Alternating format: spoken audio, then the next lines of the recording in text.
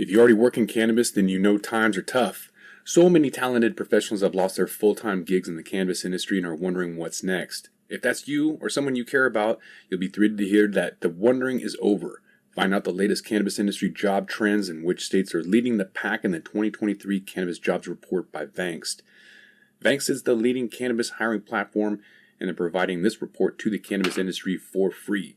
So head over to Vankst.com to access your copy of the newly released 21-page 2023 Cannabis Jobs Report. And while you're there, sign up to find the perfect job or the perfect hire today. That's Vankst.com. How good are you at spotting a fake ID? Probably not as good as you think. Bogus IDs are more sophisticated than ever, and experienced bouncers are having trouble telling fake IDs from real ones. Selling cannabis to minors can result in huge fines and even cost dispensaries their license. That's why Veriscan by IDscan.net protects their dispensary partners by performing more than 75 algorithmic checks on each ID's barcodes. So if your dispensary is worried about inadvertently selling cannabis to a minor, you should look into Veriscan by IDscan.net. They're offering listeners of this podcast free white glove setup. Just go to idscan.net to join over 1,000 North American dispensaries and 9 out of 10 of the largest MSOs who are confidently bringing plant medicine to legal age consumers. Welcome back to The Talking Hedge. I'm Josh Kincaid, capital markets analyst and host of your Cannabis Business Podcast. Got a pretty good show today. With me is Bernie Young, the CEO at Global Brands, Atlas Global Brands, publicly traded on the Canadian Stock Exchange under ticker symbol ATL. Atlas is a global cannabis company operating in Canada and Israel across the cannabis value chain. That includes cultivation, manufacturing, marketing, distribution, and pharmacy. Bernie, thanks for being on The Talking Hedge. Thanks so much for having me, Josh. Yeah, I appreciate it. Let's dive right in. You've got a pretty good background in marketing, right? So going to help you with cannabis to some degree. I want to dive in and see how much that's going to help given some restrictions. Want to ask first off how you see branding and marketing evolving in the cannabis industry. What role do you think that's going to play in the growth and success of cannabis given some of the restrictions on traditional advertising? Yeah, for sure. Well, first off, it all depends on the market and the global landscape continues to change. The first thing, number one, I believe brands, it doesn't matter what industry, always sets a standard. We are consumers that absolutely love brands and have a connection when it comes to quality and what is in a particular product. And what I see with cannabis overall is it is definitely a way to differentiate. However, the big thing with cannabis, as we all know, is it's a product first category. And you can use brands to attract and bring in consumers. But the biggest thing I find is you got to deliver with the product, which is what's so exciting about the cannabis industry as a whole. Mm-hmm. Yeah, and I guess it differs from region to region. I'm in the Pacific Northwest. I'm in Seattle. California is pretty famous for its culture. And then in between, Vancouver, BC, and Oregon have their own culture. And so as you've signed 2 binding letters of intent to acquire 2 additional pharmacies licensed in Israel to dispense medical cannabis, these are obviously going to add to your Israeli medical sales footprint. So what role is Atlas going to have in medical cannabis in terms of the global healthcare landscape? And then how are you working to improve patient access? For sure. I mean, the first thing with Israel is we're very lucky to have a vertically integrated business there, meaning we export our products from our EU GMP facility in Chatham, Ontario. We ship to our pharmacies, as well as we have a trading house, which is a distribution house to provide access and variety to a different assortment of pharmacies there. Patient access is important. I mean, the development and education from doctors continues to evolve. In Israel, the biggest thing we've seen is a lot of the changes with the government where they're providing courses to educate, to allow them to prescribe there as well. But I think the biggest thing, regardless, when it comes to international cannabis, is the illicit market. I mean, the behaviors and the preferences are all the same. Consumers look to smoke cannabis or use oils to aid pain and anxiety. So there's a lot of that education front, but truthfully speaking, there's a big conversion of those consumers, and the trust of the products will take time as the markets open up in both medical and recreational markets. Mm-hmm. Yeah, I would imagine even with that black market, there's a lot of arbitrage opportunities in there. We'll get into some pricing down the line here, but that'll definitely get squashed with global legalization. That'll be interesting to see how that plays out. As you guys are kind of expanding, you guys have announced enhanced brand and SKU, like you'd mentioned. With that approach to product development and branding, what's going to set you guys apart from other cannabis in the market, not just now, but in the future? For sure. I mean, at the end of the day, the biggest thing that I believe is, it all starts with the genetics, right? And ultimately, well, how do we have and do our R&D and really develop the best products to bring to the marketplace? It all starts there. We're very lucky to have a phenomenal team. We've got 3 facilities, one in Chatham, Ontario, as I'd mentioned earlier, one in Alberta, as well as one in Stratford, Ontario. And we have nurseries to really bring unique cultivars into the market. The thing that I find really is around variety and assortment. This isn't like the CPG days, like, when I worked in Jack Daniels, or whether it's the soft drink industry, where people get really hooked and enjoy a particular product. Like, let's pick a product like Coca-Cola. Once your palate becomes very specific to that, you only want that taste profile. With cannabis, you want variety, like you're not going to be, you may have your staple strain here and there, but your rotation of having different offerings is very important. So we continuously look for new genetics and continuously renovate our product line. I believe in this industry, it's probably roughly around an 18 to 24-month product life cycle when it comes to continuously bringing new products into the market, because there's thousands of incredible genetics, and that's what people want, is to really, really try, whether it's an indica or sativa, or ultimately a cultivar that's from a different part of the world. Yeah, I'm all for variety, but I also love consistency. And what I'm finding really annoying in the North American market, or just the marketplace in general, is the lack of consistency. And I'm not even talking about quality. I'm just talking about, if I find a terpene profile that works for me, like Blue Dream 2015, and then I go and I try to find it, like, you can't find Blue Dream anywhere. They've mixed it with like green, they have green crack, and then Snoop Dream and whatever else. But because it takes longer and it's light and fluffier than a higher yielding, shorter duration, it seems like more of a push than a pull when it comes to demand. I'm demanding something, but they're pushing this on me no matter what. And I don't want that particular cultivar. When are companies going to start asking what the terpene profiles are, or getting into that? Because I don't find like it's readily available, and I can't find the terpenes. I'm still, unfortunately, 10 years into Seattle. I'm in Washington State. I'm looking at the highest terpene profile, or the highest price, highest THC at the lowest price. That's our filters, is price and THC, which is ridiculous. I can go to a new state like Nevada and they filter by terpenes. So, long-winded question, when is it going to normalize? Each market continues to change. I'll tell you, in North America, whether it's Canada or in the US as well, that's unfortunate. Consumers are using THC and that price value relationship to drive that. What I can tell you is, we sell in Australia today, and it actually has that level of consistency that you're talking about. So let me give you a specific example. We produce Cold Creek Kush.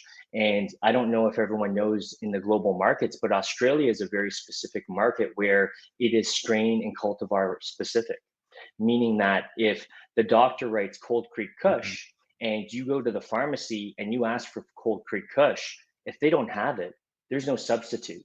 So there's a great example of consistency. Whereas, in other markets, when you get your script as a patient, that's where, how do you convert and bring your consumer to your brand or your strain and cultivar? So each market is working very different. That is something that's actually quite compelling, which I like, to your point, because if you look for a particular strain, like I mentioned, our Cold Creek Kush, you consistently want that. And there's a level of product quality, and more importantly, you have an expectation, and that's always there. And that's what's very, very compelling about that market. A market that's really heavy in regulations. You've got some experience navigating some regulated industries with controlled products. You have Atlas brands already distributing in 8 countries. How do you navigate that complex regulatory environment? What types of challenges have you faced? If you can kind of give some examples on expanding worldwide to get more market share. Yeah, I mean, the biggest thing is each market really behaves differently when it comes to the government regulations. For example, a lot of let's pick Germany as an example. When you're shipping out there, they have specific stability testing requirements for all of the products as they want it to be able to be consistent once that product is over in that marketplace. Whereas when you have other markets such as Israel that we're in, there's different ways to get in a product where you have it shipped over in bulk or perhaps packaged in Canada and shipped over as well, which then follows different testing. And then it comes down to anhydrous testing, which many people would probably know, and it's around that moisture level, making sure that that consistency is there. So really, you have to follow what are the requirements and the specifications set in those markets. We're lucky to have a fantastic regulatory and quality team that really focuses and does that homework proactively and is very collaborative with the government bodies and our distribution partners internationally as well. So that's really been advantageous for us. But again, to what you said earlier is you can ship products, here and there. But really, Atlas Global Brands is about having consistent quality product into the marketplace and building a distribution network so that on the other side, patients and our customers and the pharmacies have a level of expectation of what we're going to bring. And more importantly, the new offerings and the different types of patterns that we're going to do when it comes to adjusting to the preferences of what their patients or consumers want. So that's how we're really thinking about it strategically. Hmm. Yeah, and I don't think a lot of people are looking at distribution strategically. They look at branding and they look at hype, hyperbole. But I really think that if more athletes and musicians and whoever is coming out with cannabis brands would look at the importance of distribution, because you can have the best product, and if it isn't distributed properly, no one's going to see it. And I really think that that's one of the crucial aspects of this industry and why it's important moving forward with the ability to advertise and sell online, or at least to have a marketplace, a digital business to business marketplace where you can cross borders, where genetics, you're talking about genetics and how important that's going to be. Individual states already think they have the fire. I interview people all the time, people in Maryland that are coming on board like, we have the fire, and I'm laughing because I'm like, you're a meme. You have no control over who, you're not vertically integrated, so you have no control over that. Bernie, do have vertical integration. You do have control over that. But there are some aspects that I kind of want to dive into and poke at. So I have a few questions about celebrity cannabis specifically. So let's dive into that. Snoop Dogg granted you guys at Atlas Global to use his name, likeness, and to sell cannabis products internationally. So you were quoted as saying that Snoop Dogg is one of the most iconic figures in cannabis culture, and it's an honor to collaborate with him. Consumers love Snoop, and our collective goal is to deliver premium products in all cannabis categories that'll be consistently exceed customer expectations. So question one, how does Atlas plan to differentiate their Snoop Dogg branded products from other celebrity branded products in the market? Yeah, I mean, celebrity brands, we've seen it over the years. The biggest thing is we are going to create a new brand in the marketplace as we kind of relaunch things. And there's very important specifications on that. I mean, the biggest thing I find with brands, and I'll tell you in the international markets and the insights we've seen, are a couple things. Number one, there is zero brand equity in international markets. So if you were to ever join me, and I would love to host you in Tel Aviv, Israel, if you were to walk into one of the dispensaries there, they look like recreational shops. Of course, you need your medical script to go in, but the behaviors and the preferences are different. So Josh, you and I walk to the pharmacist. We look at 5 different products. What do you choose between A, B, C, D, and E? Is one popcorn bud? Is one too dry? Is one meeting your expectations? Yes, you'll know the strain or cultivar, but what is going to meet your expectations? Then you see Snoop beside it, which again, I believe in price value relationship. You're not going to overprice and try to trick the consumer. I really don't believe that. The consumer speaks, you follow the insights and you do that. And the price value relationship of converting and having that price point where they will have an expectation that this is Snoop's product and a quality level that they're going to expect in the bag appeal, that's going to deliver. So I'm going to be able to, with Snoop and the new brands, be able to drive trial. But more importantly, it's the organization of Atlas Global Brands to confirm the bag appeal and the quality in the product itself to drive repeat purchase. And that's our strategy when you think about that full 360 circle of how we're going to bring consumers to our trademark and drive momentum and build and grow market share in the space. And it sounds very simple, and it is. You win consumers, and you convince them that you're worth their wallet, and you're worth the money that they invest in your products. And that's how we're going to do it, consumer by consumer. I'm going to push back on that a little bit because I haven't seen it done in a decade. I haven't seen it successfully done. So I've got to ask you how specifically you're going to do that, because what I've seen is that people just slap their name on trash. And so I'm curious what his involvement is and how you're going to ensure that's going to happen. You've got celebrity brands that don't sell well at all. They don't even stand out from the crowd. From consumers like Jay-Z, Justin Bieber, Gwyneth Paltrow, Rosario Dawson, even Mike Tyson. He's got to do his little ear thing in order to get any kind of recognition or notoriety, and people still don't even care. It's going to be about price and convenience. Those are the two kind of standard things that people care about. Quality, consistency, all those other things are going to be expected, not appreciated. So the data and dispensary owners say celebrity brands don't stand out to consumers on a crowded dispensary shelf. Another notable example of a failed celebrity cannabis partnership is Drake and Canopy Growth. It almost would make sense with your ticker symbol ATL to partner with Big Boy and Andre 3000 of Outkast, like being an old school, rapping about ATL. I mean, Atlanta's got a ton of rappers coming out. So what made Atlas decide to partner with Snoop? Obviously he's a big name, but I feel like you're having to dig yourself out of a hole before you even start. You're like a turnaround company, essentially trying to turn this around, not turnaround company, but turnaround concept of celebrity cannabis, because it's never worked.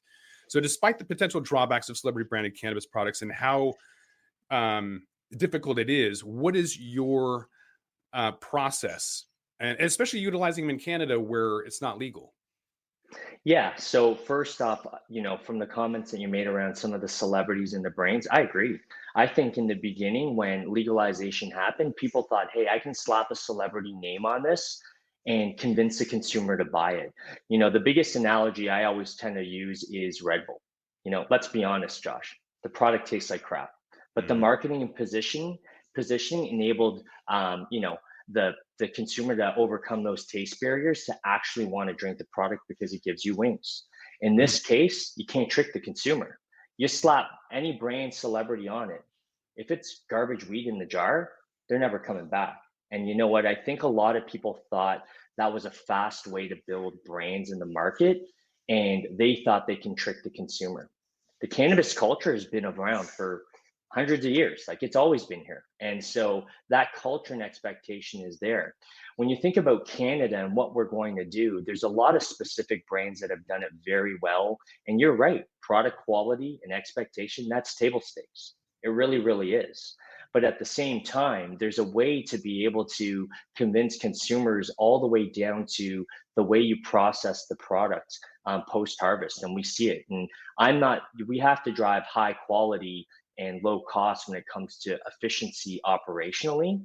But I'll be honest with you, Josh, and I've spoken very openly with everyone, is I have no problem slowing down the line and making sure we have in every single bag and jar the best quality product that's going to exceed the relationship. Consumers know when they pay, whether it's for value product, $5 a gram, $7, $8 a gram, there's an expectation of what it should look like and ultimately what their expectations are. We've been in the marketplace in Canada for 5+ years. With Snoop's new brand that we plan on launching, it's going to be very focused on not just the product that we talked about, that expectation, but there's going to be the preferences, there's going to be the touch and feel. It's all of the 5 senses that we expect from consumer products. This is a consumer product game. However, we have to learn how to work within the regulations and be able to really, adjust to consumers' thought process and ultimately convince them that our products are worth what they are. Mm-hmm. Yeah, I feel like Cookies has done a good job convincing people And yet when I went in and I got a celebrity branded blunt, Gary Payton blunt, it was trash. It didn't smell like anything. It was smoked terribly. I paid $70 for it. Never go back. So even though Burner talks about genetics and fire and consistency, like that's what I was expecting when I bought this blunt, and it was like trash weed, like everything else that tends to be in the market. So I am obviously a little bit skeptical. And so is Roy Bingham. He's a BDS Analytics co-founder and CEO. When he said that brand awareness and brand loyalty are emerging among the cannabis consumer base, and celebrity brand status is less important to consumers than product attributes like price points, cannabinoid content, flavor. So I got to ask you, Bernie, with price point, cannabinoid content, and flavor being more important to consumers than celebrity status, coupled with the history of celebrity branded cannabis products that haven't sold well, what other strategies are you going to do to employ to ensure the success of Snoop Dogg branded products? When we think of, Canada's one market, but when we think about Atlas Global Brands, we are about the international market. So if we were to put the US and Canada aside for just a moment, and you think of Israel, you think of Australia, you think of Germany, the equity and the way the consumer shops and behaves in the dispensaries, it's still very, very new. And I think that is something that we need to be able to differentiate, number one. Number two, when it comes to the integration of our Israel division with the pharmacies, as well as bringing in limited time offer products, there's some key things we're going to do there. The biggest thing is, SKU productivity, bringing the best products and being able to utilize that to drive loyalty and traffic. Like, you got to think, Josh, as our vertically integrated group in Israel, yes, I'm a licensed producer shipping from Canada, but now I'm also a dispensary owner. And I'm also now a distributor when it comes to my trading house as well. So if you think about all of the aspects of how am I going to bring new customers and new patients to Atlas Global Brands in each one of our pieces, each one of them has a very different strategy when it comes to bringing them in. When it comes to the brands overall and how we're going to differentiate internationally, as I'd mentioned before, if you were to come there, and again, would love to host you in Tel Aviv, you would be shocked the quality of product there. I think it's starting to change, but truthfully speaking, when I've seen the product go internationally, it's a lot of the leftover product that didn't sell in the high potency, high profile stuff that's sold domestically. And you see that internationally. That is changing now. But over the last 3 to 5 years, that's where a lot of the leftover products, so to speak, went over, and they don't know what that quality is. So we're actually looking at very differently, and we're putting all of the best products first. We're utilizing the brand to drive trial because there's zero brand equity amongst all of the other brands there to drive that purchase intent and convince them on that first purchase to again buy again. That's the way you convert consumers. You drive awareness, get that purchase intent, and it's our job to keep them within the franchise and the trademark. And that's how we've done it in many years. And whether it's, my days at Jack Daniels or working in, beverage alcohol, CPG, it's the thought process of understanding the consumer consideration set and bringing them into the trademark. Yeah, it would be interesting to see how that rolls out and what kind of opportunities that presents. You had a recent opportunity at the beginning of this year, having gone public. So Atlas Global Brands started trading on the Canadian Stock Exchange under ticker symbol ATL back in January 2023, I believe. Mm-hmm. The interim CEO was quoted as saying that transitioning to the public markets was an important milestone for Atlas. It provides a platform for growth, ultimately to execute on their strategy and become a global cannabis leader. So at this point in time, having, a couple of months of being public, what are the benefits as well as challenges of transitioning to that public market? I definitely, there's a couple of big things. I think the first thing, number one, is being able to access the capital markets. That is the most important thing, to be able to share our story and ultimately differentiate itself to be able to move into the next chapter of cannabis. Let's be honest, Josh, you've seen this, and I've been in the space, since pre-legalization Canada, working both domestically and internationally. The markets are very, very difficult right now. Mm-hmm. But really at Atlas Global Brands, we're looking this as the next chapter. It's a fresh sheet of paper. And now when we see everyone distracted and dealing with their legacy baggage in the marketplace. We're focused on how are we going to drive vertical integration in Israel to have consistency and predictability in that market. With the EU GMP regulations changing in Australia and other markets, how do we utilize our hub in that? You know, I laugh sometimes because we've heard EU GMP so many times, but the irony is there's less than a handful that actually have it, that can do it consistently, because many other licensed producers in Canada never followed through. So if you think about that, and now we are have a key competitive advantage when it comes to EU GMP, that's going to continue to funnel that side of things. So when you think about, going public, having a very compelling story, we are looking at going on the OTC as well, and looking at other opportunities to drive more liquidity as well as more awareness of our brand. I think we're going to have a very compelling global cannabis story that people are going to be excited about to hear, and most importantly, see how we perform over the upcoming quarters. Mm-hmm. Although it's not entirely fair, cannabis companies haven't really moved independently of the market. Their fundamentals haven't meant anything for a really long time. So I wouldn't expect individual stocks to move as they should yet. Unfortunately, it's kind of just the way that that segment is moving, which is too bad. But moving into trends, there's a lot of innovative technologies. When we were in the green room, we were talking about Chat GPT and AI and some of these things. And I'm wondering if there's any just technology in general. It seems like there hasn't been a lot of consumer products outside of maybe like dab vape technology, but the toker poker and little like gadgets and stuff like that doesn't even have to be like crazy technology, but it doesn't seem like there's been a lot of focus on the consumer end, more on the back end technology. But regardless of it's B2B or B2C, have you seen any technology or anything innovative that will maybe help with the cannabis industry in general, or something that you guys are going to be adapting? The biggest products I love in the cannabis industry when it comes to technology and 2.0 products is vape technology. It's come such a long way. And, more importantly, when it comes to converting the illicit market, the quality of the products that are continue to evolve and change, all the way from the heat settings, and really being able to have consumers adapt when it comes to accessibility of new products is key. I'm seeing a lot of really unique designs, as well as different ways to actually enjoy the product, and of course utilize that. When it comes to non-combustibles, we see a lot of the new technology, focusing on onset, bioavailability, all of that. I think that continues to evolve.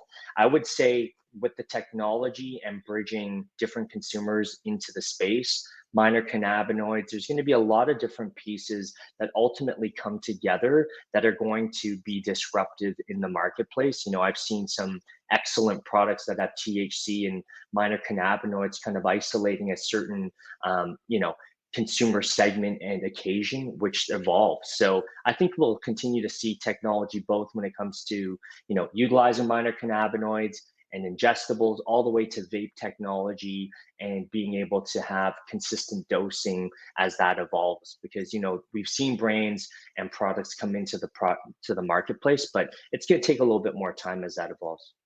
Mm-hmm. What about your plans to capitalize on that vertical integrated supply chain and continue to grow and expand your global footprint? What does that look like, and what does the future look like for you guys specifically? You guys are going internationally. You're going to keep doing that? Like, let us know what you're doing. Yeah, for sure. So, our biggest priority in the short term right now is continuing to integrate our division in Israel. So, Atlas Global Brands is really around acquiring and looking for very accretive pharmacies in the business in that place. We've seen retail right across the board, and I've been part of it as well, in both, all of the industries I've been in. And it's not about having the most outlets. It's about having the most productive and strategic locations that make the most sense into that space. So that's something that we are very thoughtful and strategic on when it comes to the international side. I'm a big believer, coming again from Beval, you can have great products, but you have to have assortment. So, wearing our distributor hat, we are partnering with other brands as we look to expand our assortment, because I've got to make sure I'm bringing great varieties and more importantly, great menu for our partners there. When we look at, across the different other markets, such as, the UK, Spain, Australia, Germany, we see the regulations slowing down there. We are looking really to find those partners to offer, our EU GMP product into the market and grow. We are looking at different ways to actually create and find ways to, shape the regulations and help work with them as well. But again, like I said earlier, each market is very different, and more importantly, being part of the journey in some of those key markets is where our focus is. So you're going to hear a lot and see, more about Australia. You're going to see more, of course, in Israel as well, and Germany, and then the other international markets as we continue to progress over the next 12 to 24 months. And then if people want to find a little bit more about what you're doing and kind of track your progress and everything, where can they find you at? Yeah, and thank you again, Josh. So thanks everyone for joining us. You can come to our website at atlasglobalbrand.com or look us up on LinkedIn. We appreciate it. And again, we really appreciate your support and looking forward to working with you all. Thanks for your time. Yeah. And we'll put Bernie's LinkedIn link in the description. But I think with that, we're going to have to roll this one up. So I want to thank my guest, Bernie Young, the CEO of Atlas Global Brands, again, available on the Canadian Stock Exchange under ticker symbol ATL. Appreciate you being on the Talking Hedge. Thanks so much. I'm Josh Kincaid. You're welcome. I'm Josh Kincaid. This is the Talking Hedge. So don't forget to like, share, and subscribe, or don't. And I'm out. Don't forget to smash that like button on your way out and check out these other videos that we've got.